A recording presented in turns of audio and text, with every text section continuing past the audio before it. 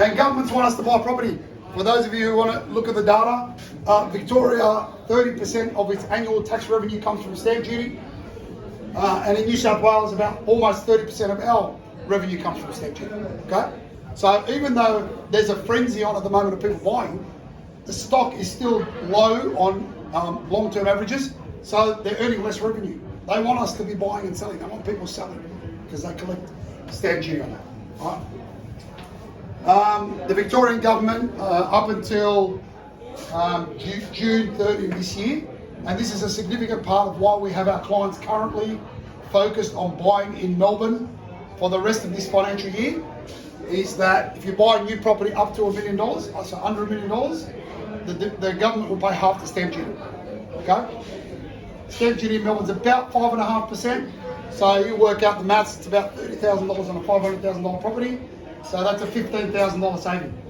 Now, saving stamp duty is not a reason to buy a property, all right? But it certainly is a great incentive if you're going to buy a property anyway. Okay? And how something's on the rise, surveys show Gen Y is leading the way. Gen Z, 24% said they want to buy an investment property in the next 12 months. Gen Y, 32%. Gen X, my generation, 20%. And the baby boomers, 5%. All right, they've had enough. They've had enough. Interest rates at record lows. This is a story I know that you have seen. My dad keeps going on and on and on about the 22% he paid back in the 80s. You guys don't know what it's like. And of course, we've seen that fall. That, everyone know what that was? GFC, not GST. GST was back here. That sort of caused a bit of a rise. Anyone know what that was? That first fall? A massive drop in the early 90s? No? Wall Street was 87. That was the floating of the dollar. So one of the smartest administrations in Australian history was the Hawke-Keating administration. Yeah?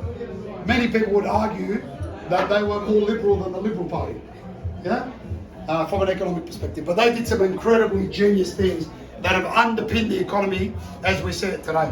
All right? And of course, that's where none of you have paid a cheaper interest rate than the one you're paying right now, except for if you borrowed money from your parents at 0% and never paid it back.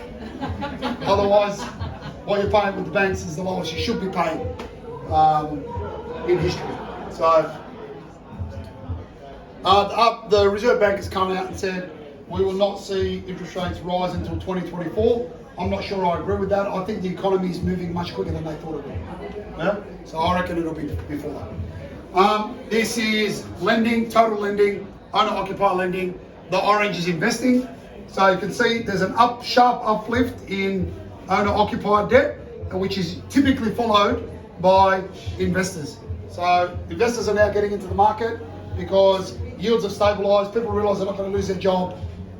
We've been 3 times as busy in the last 6 weeks as we were in the beginning of the year. Right, it's just gone crazy. And that's interest rate versus Sydney house prices. This is my favourite graph. Unfortunately, you can't see the bars.